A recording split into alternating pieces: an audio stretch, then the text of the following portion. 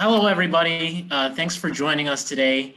And All Voting is Local for this special event to talk about voting rights and to celebrate the 55th anniversary of the Voting Rights Act, a very special day. But we do want to take a quick moment to offer our thoughts and prayers to the people of Beirut and those members of family members who are there who are suffering from the recent explosion.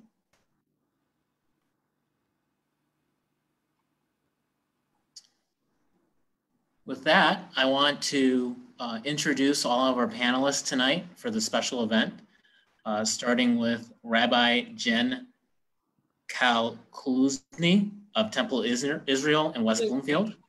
Kaluzny, yeah. Kaluzny. Then would like to go to Norma Bailey of the Michigan Unitarian Universalist Social Justice Network. Then I would like to introduce Camelia Landrum, the Executive Director of the NAACP. And then I would like to move over to Imam Steve Mustafa El-Turk of the Islamic Organization of North America. And finally, Reverend Kenneth Pierce of Hopewell Church. So thank you everybody for being here tonight as we celebrate this special event. But wanted to start off with a very key question that brings us all together. How is voting and faith connected?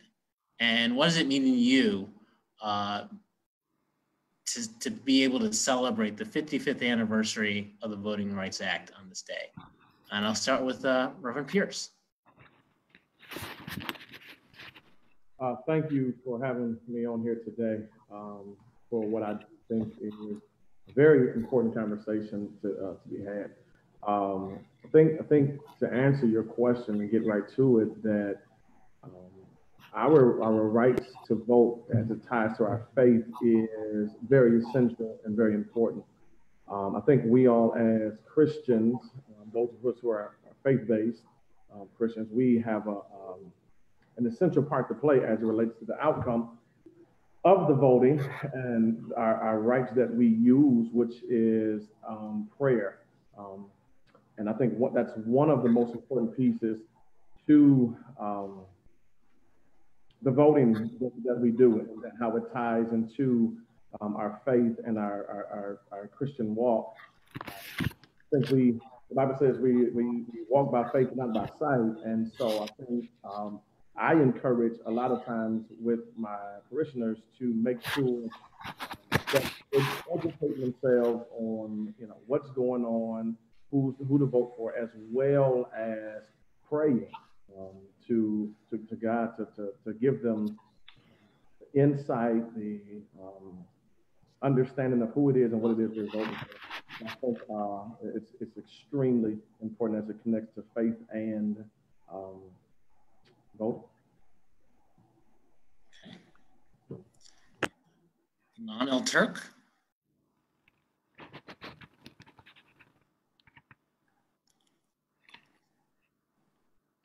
Oh, you're on mute.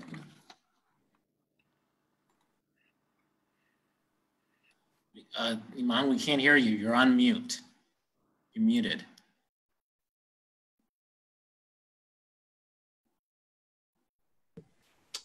Typically, the host would take control of the mute and unmute the way I'm used to it. But yeah, I tried to, but it only allowed me to ask to unmute you. Sorry. All right. Sorry about that. And happy 50th anniversary for the voting rights.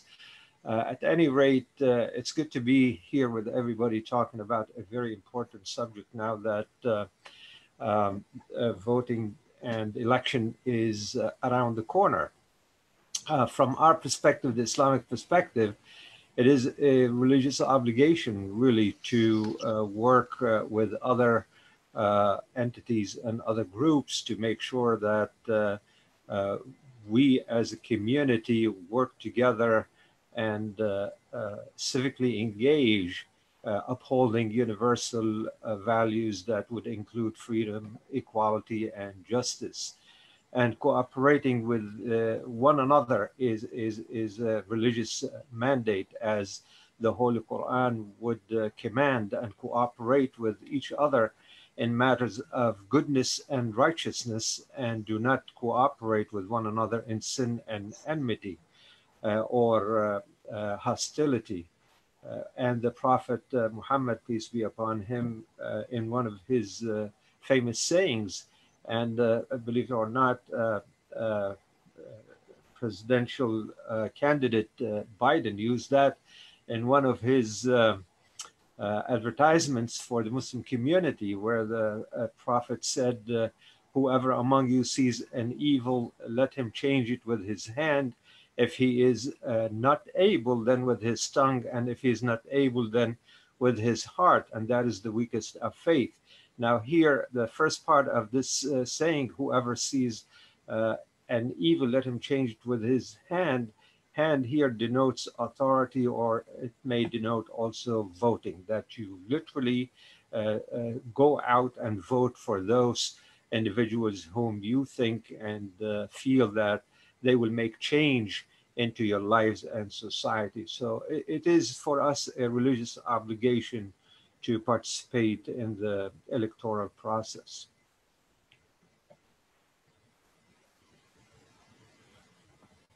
Now you are muted. Yes, I muted myself.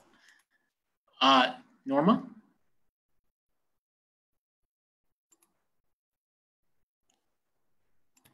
Our faith, that is the Unitarian Universalist faith, is what we call a non-creedal faith. That is, we believe that all faiths, as well as people of no established faith, are welcome, as we are all searching for truth and meaning, and that none of us has found all the answers. We do have 7 principles that we covenant to affirm and promote. And for us, the 5th principle is the one that speaks to what we're dealing with this evening. That is, the 5th principle calls for the right of conscience and the use of the democratic process within our congregations and in society at large. So as an expression of our faith, many Unitarian Universalist congregations engage in voter registration, election reform, promoting and protecting voting rights and democracy, and get out the vote drives. Defending the right to vote has been central to the work of the Unitarian Universalist Association and is at the core of Unitarian Universalism and has been for decades. From expanding disenfranchisement for women and Black people to advocating for a path to citizenship for immigrants. From our history of civil rights engagement to taking on the new Jim Crow and white supremacy today. As a faith community, UUs are vocal and active about voting rights and have contributed to change throughout history. Now, when I think about the Voting Rights Act of 1965, that which we celebrate today, what immediately comes to my mind are 2 names, Reverend James Reeb and Viola Liuzzo. Reverend Reeb was a UU minister from Boston who answered the call of Dr. Martin Luther King Jr. when he asked for clergy to come to Selma, Alabama, to protest the violence by the state troopers against civil rights marchers. And Reverend Reeb was murdered by white segregationists on March 11, 1965.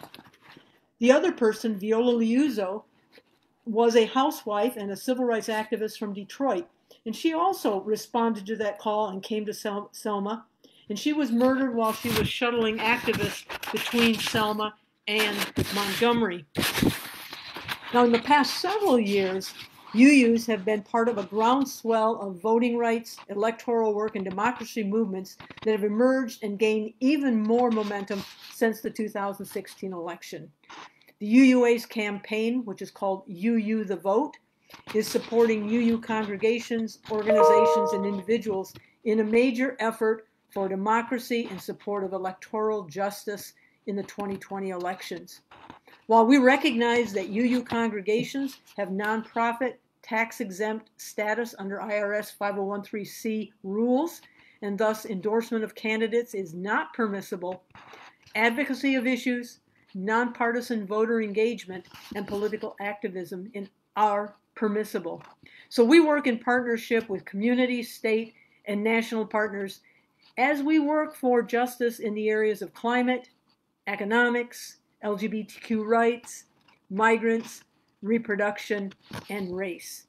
So for us, our faith is bound up in our principles that say this is our responsibility to, in fact, engage in this work. I can tell you more about some of the specifics later, but that gives you that foundation by which we have claimed that this is the work we will do this year and all years.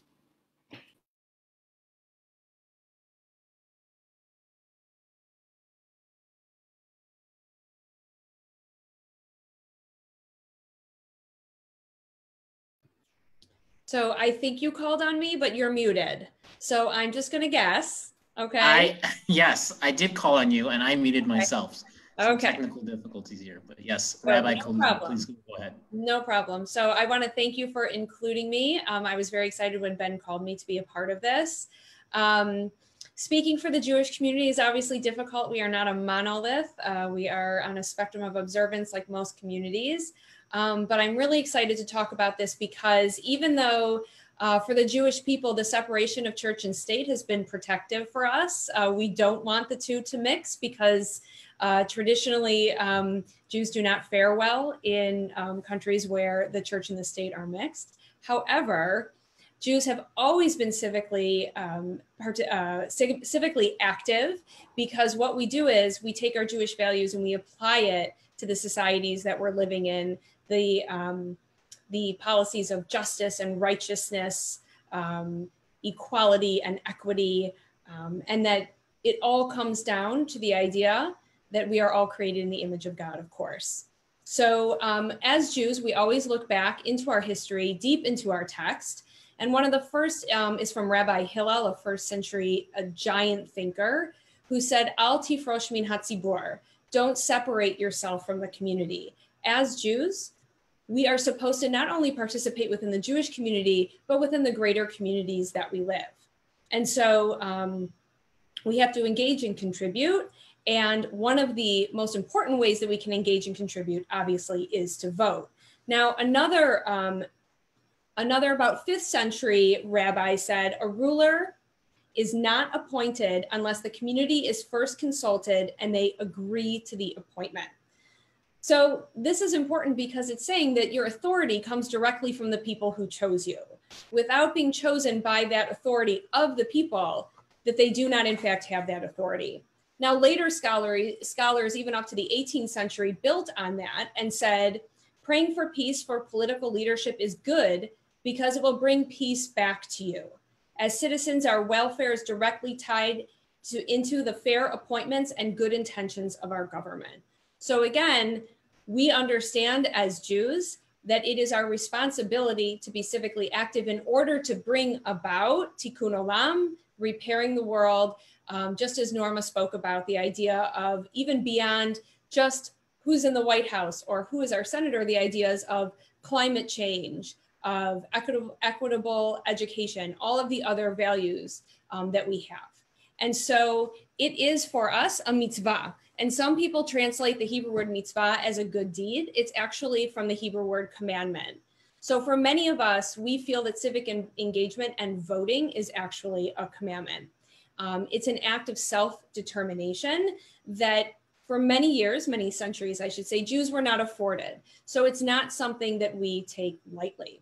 So during the civil rights movement, I have to tell you about a man who I visited. I'm also a hospice chaplain, and he was very active in SNCC. And I want to make sure I get this right, the Student Nonviolent Coordinating Committee. And he had done so many incredible things in his life. And towards the end of his life, he was telling me his achievements. And to him, the work that he did with SNCC was the most important of all of his achievements. Lots of Jewish young people, teens, were part of the Freedom Summer and the Freedom Rides. And sadly, as Norma said, 3 Jewish young men were murdered in the Freedom Summer trying to advance civil rights. So as we know, again, Selma, Rabbi Abraham Joshua Heschel marched with Reverend Dr. King.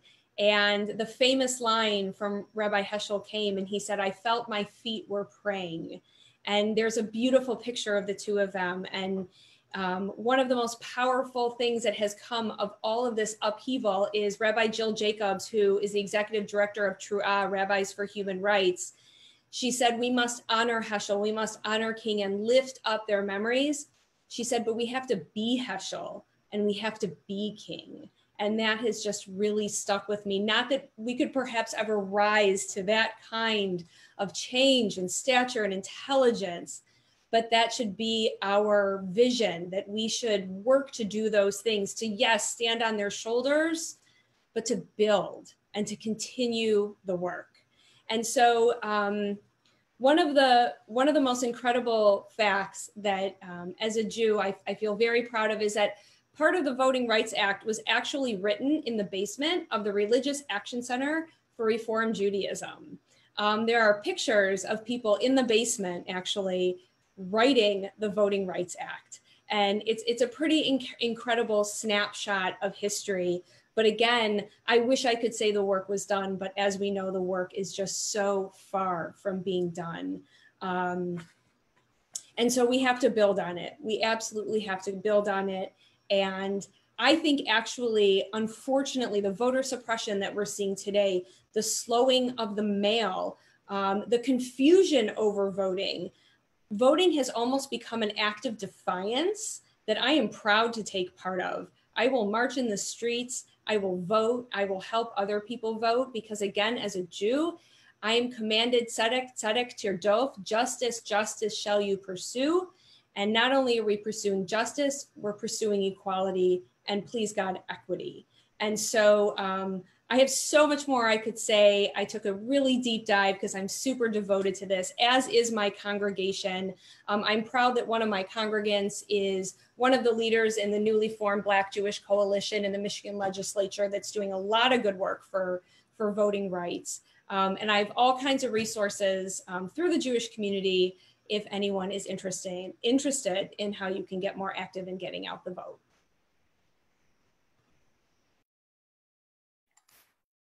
So with that, I wanted to do a lightning round and start off with myself.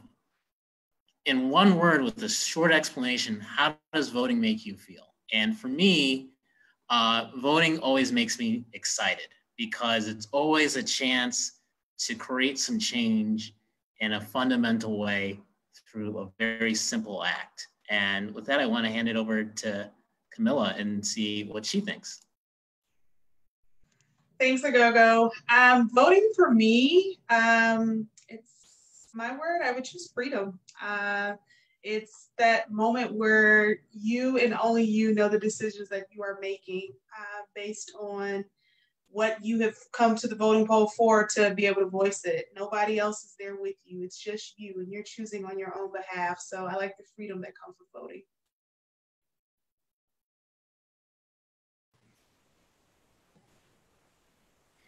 Imam? Yeah, thank you.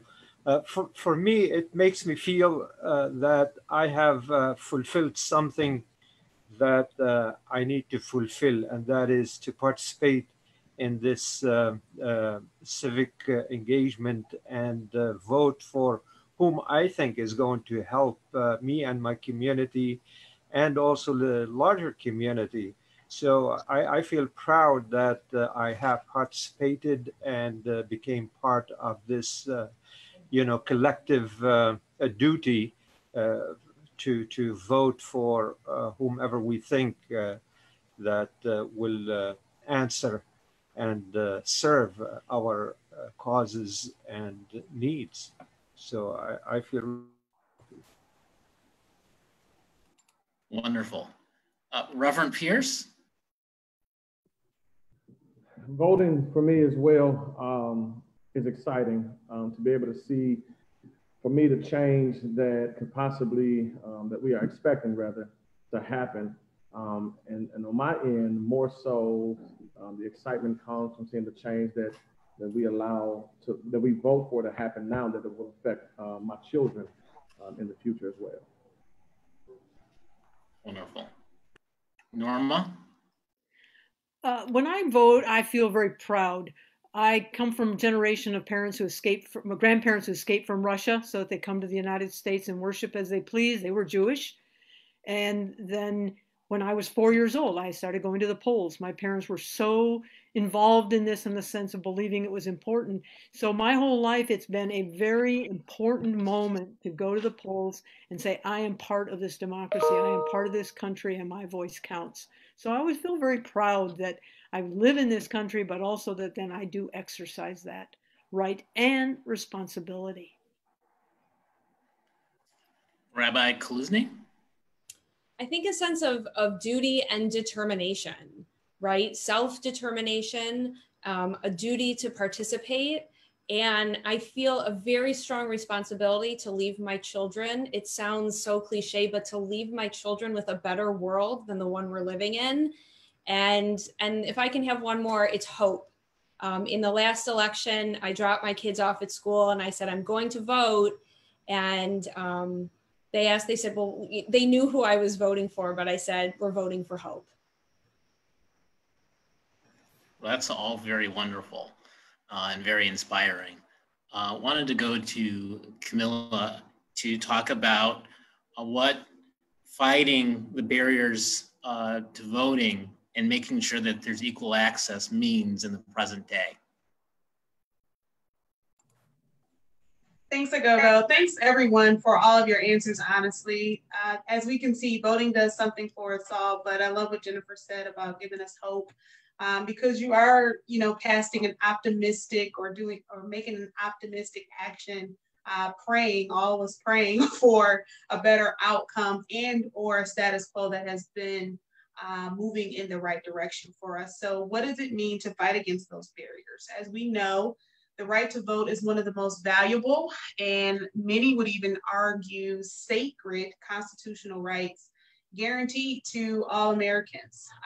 The Voting Rights Act of 1965 was put in place to ensure that this constitutional promise made through the 15th Amendment, through the US Constitution, that no one, and that includes federal, state, or local government, may in any way impede people, impede citizens, impede us that are out fighting for a right to cast our vote for hope, are, based upon race, based upon ethnicity, denied that right. And so when we talk about having equal access and fighting against those barriers, it's literally taking every tool and tactic that we have in our toolbox. It's making every community partnership. It's calling on every ally and asking them to stand up for what is right, what is equitable, and it is asking them to stand alongside us. It is not about creating sometimes a new agenda as much as it is about supporting an agenda that has already been put in place. For the Voting Rights Act to be restored and for us to be celebrating the 55th anniversary, yes, we call and we honor some of the titans that have just recently passed, Dr. C.T. Vivian, Congressman John Lewis, but we also add and remember Charles Medgar Evers' brother, who was shot and killed in his own driveway for registering voters all across the South. 97 years old, and he just went home in late July. When we talk about voting and removing those barriers, we choose to not let that legacy die. We should be holding on to it and making sure that our children, I don't have children yet, but even like our youth council children or, my nieces, for example, that they understand and know those stories and they know that fight that took place. And also they know that the allies that were there with them to help get over that bridge. And we create a space in which what we are teaching the future, what we are teaching the kids, they understand why it's important for us to partner. It's all very wonderful. As we're winding down our time here, I wanted to go around and ask everyone to give one thing that they think people should do between now and November to ensure that our collective right to vote is honored and respected in this election process. And wanted to start with Rabbi Kaluzny.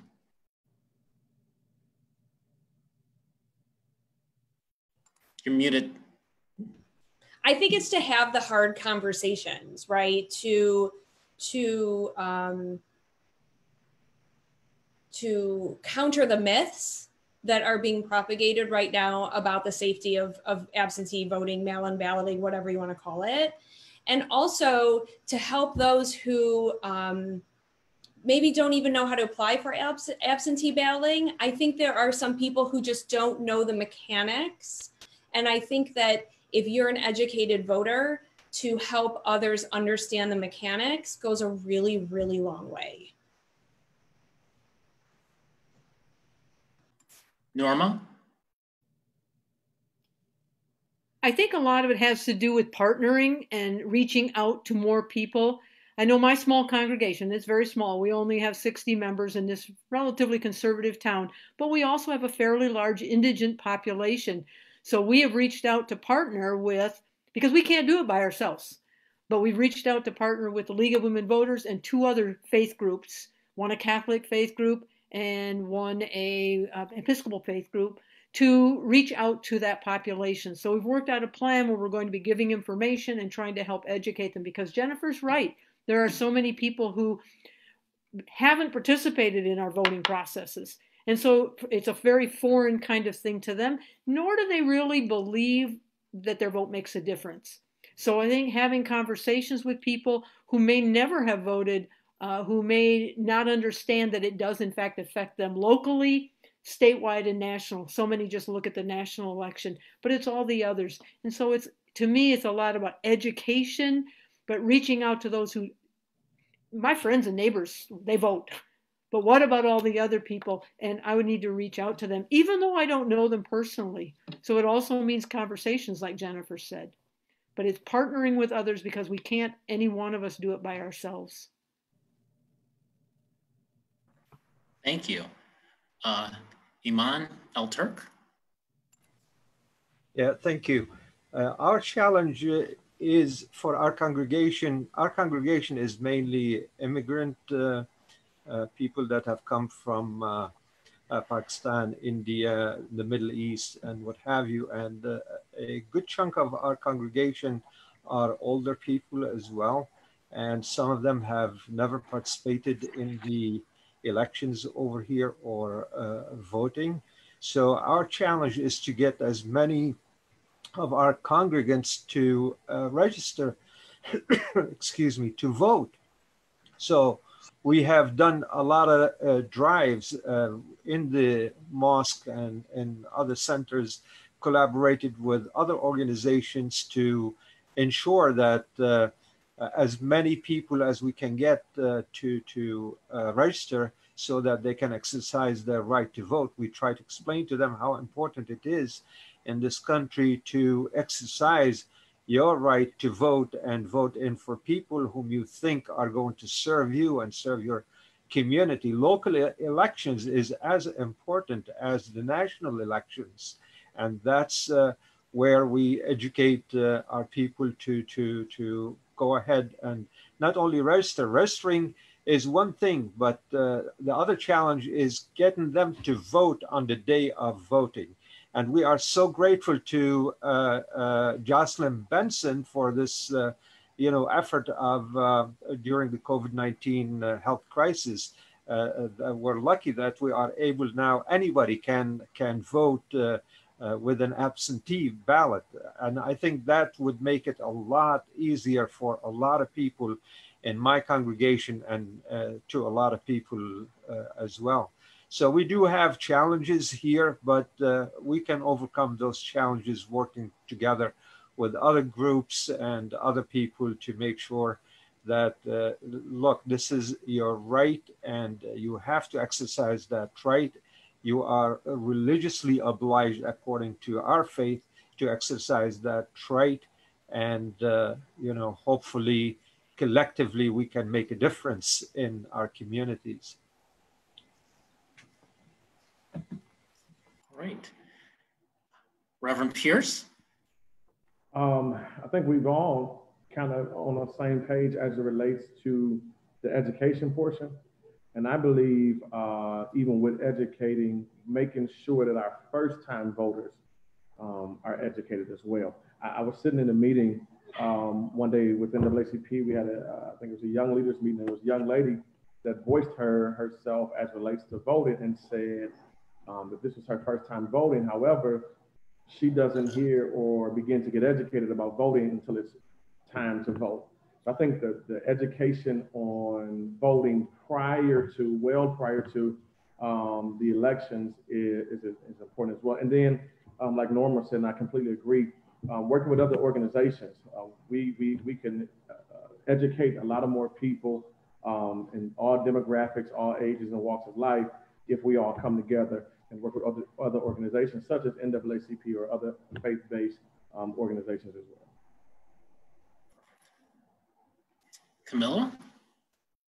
Camelia, I'm sorry.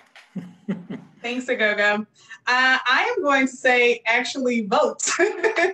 Create your vote plan. So vote early if you can. It sounds, many different people have different ways of doing it, whether you have to vote absentee. Here in Michigan, we have opportunities to vote by mail, vote early, vote as soon as you can. At this point, we've passed the primary. We know the candidates that are going to be on the ballot. And so request your absentee ballot for November now. Cast your vote now. Mail it back in now. Don't wait until Election Day if you don't have to, because that, we don't know what we will be facing just for in the middle of a pandemic, whether we choose to recognize it or not. I think everybody on here probably recognizes it. And so we don't want to push voting off. If you have the opportunity to vote early, please do. Voting by mail is safe. It is not fraudulent. You have opportunities to track your ballot. And so you can know exactly where it is at all times. Our Secretary of State, Jocelyn Benson, has done a wonderful job of making sure that this process is safe and trusted. Additionally, it's been going on for decades. It's not brand new. So we have full access to our ballots early. And so if you can do it, please request your application now. Please fill out your ballot now. I make a special request to do it and maybe at your dinner table or breakfast table with your family, with your children, with someone around that has not voted before so that they can start getting familiar with the process, and then turning back in as soon as you can. Perfect. And with that, I just want to thank everybody for being here for this wonderful event, but wanted to close out by emphasizing a couple of things that every voter watching this can do. Call your local clerk and ask them to set up a satellite polling location. These satellite polling locations, which are typically the clerk's office, but can be other places within the community, can allow people to vote in person before the election, absentee, and turn in, get their ballot, change their registration, and vote all on the same visit. That is a really crucial tool, and we're asking everybody to go to michigan.gov/vote, find your local clerk, and urge them to make that available to you in the weeks coming before the election. But also at the same time, in that same conversation, urge your clerk to provide drop boxes. Drop boxes are a great tool to get your ballot directly to the clerk so that you don't have to deal with potential mail delays. It's a really useful tool that has been used all across the country. In Sterling Heights, in their primary, yes, and on Tuesday, they have 5 drop boxes, and 64% of their community members who voted absentee turned in their ballots through the drop box. And that's a great way to exercise your right to vote and feel secure that your vote counts. But with that, I want to thank all of our panelists today for joining us for this very special conversation and giving voice to what faith means in the context of voting. And I want to thank all of you for joining us. And with that, have a wonderful night and make sure you vote.